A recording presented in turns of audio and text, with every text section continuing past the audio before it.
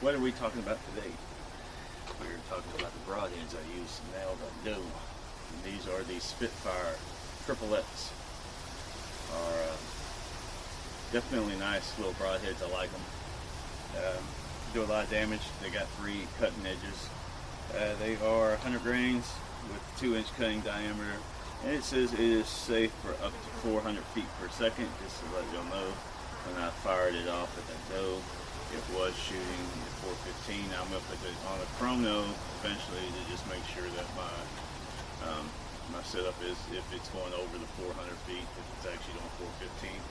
But it's saying it's 400 feet per second, and as of this moment, I've shot this through a 415, and it deployed all of them.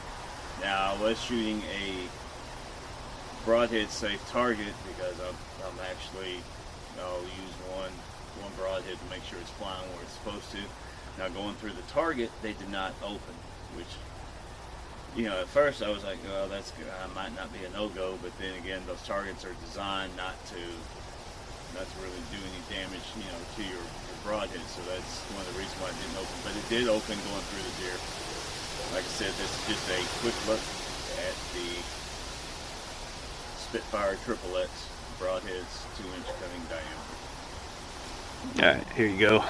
Just give you all a little quick look. That's what you're dealing with. Not too shabby. I guess it could go down a little bit further.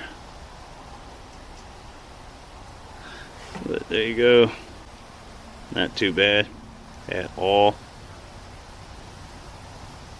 Nice little cutting action going on there. That was one through the doe. Did bend him.